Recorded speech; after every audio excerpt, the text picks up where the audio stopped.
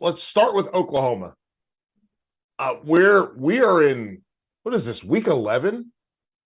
And they're on the verge of bowl eligibility. They're a completely different team with Dillon Gabriel in the game, right? That's to me, that feels like the difference in this football team.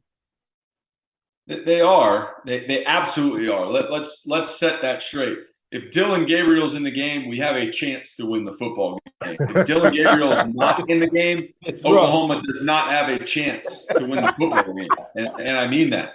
Yes. Now, just because they've won a couple games, I mean, I know Kansas is playing good, and I know Matt Campbell does a great job at Iowa State. That being said, those are their most recent wins, dating back to Nebraska, dating back to the Nebraska game.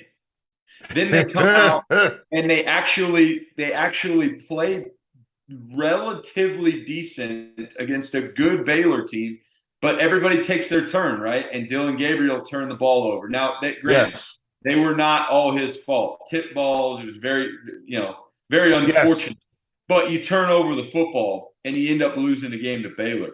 Can I call timeout? There's two things. Can we talk about how we legislate tip ball interceptions? Because they seem to just go on to the quarterback immediately.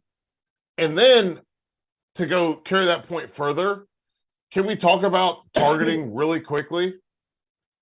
When a quarterback throws a ball that he should never throw, and the safety does his best to, hit the guy in the midsection, but the ball's low and the guy's down, we've got to take, there's quarterbacks shouldn't have responsibility for tip balls, but they also should have responsibility for those plays, right? Am I crazy for that? So Felder, what you're looking for is basically a baseball rule, like an error. Is that what you're looking for? Is it a hit? You're looking for an error. So the quarterback who was 23 of 28, one errors, one INT and 3 errors, or the three errors. So it's not an earned run. It's not an earned run, right? It's an average. Come on, man. That's not. I don't think that's gonna happen. That's not going to happen, but I will defend a defender on this. Some of these targeting calls are just, it's impossible for a defender. And us watching on TV, we're all like, yeah, he hit him in the head and neck area. Yeah, it looked like he lunged, or yeah, it looked like he put his head down. But you guys know this. When you're out there on the field and that offensive guy braces so his head drops 6 more inches, or the ball is thrown low, that happens so fast that it is not fair to a defender, because they go and watch the replay, in the little booth, and it's like ultra slow motion, and it doesn't take into account the speed of the game. And I'm with you. I think they should be a little more lenient on that, but I get this player safety and everything else. Sure. So error on the referee. I'm just saying, maybe it doesn't have to be a yellow flag, coach. Maybe it's a white flag. You just throw a quarterback flag. Completion percentage would go up. He'd have basically, like Trevor said, an ERA, right? Yeah. but it might go down. Weren't on me, right? It might go down if he's throwing hospital balls. Exactly. It might. That's all I'm saying. But no, I'm listen, when I'm looking at Oklahoma, and the big thing for me with Oklahoma, I know they just lost to Baylor, but they won 2 in a row before that, and West Virginia's coming up, and I don't know what we're going to get out of West Virginia. Do you guys have any idea what we're going to get from West Virginia? No.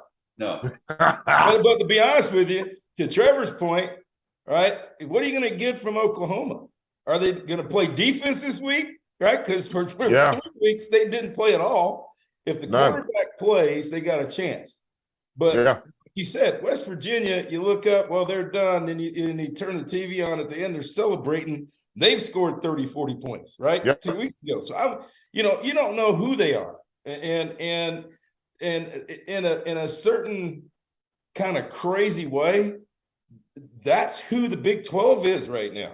Okay. Yes. So you don't know who's going to show up. The K-State that beats Oklahoma State by 40 something, or the Oklahoma State that shows up and beats Texas, right? I mean, who you don't know where you're going to get every week. So to say, what's going to happen at West Virginia or Oklahoma, heck, who is Oklahoma State? Who are these guys? Because the 1 week they look great, the next week they can't get out of their way, and it's a crapshoot for the fans and for anybody every week.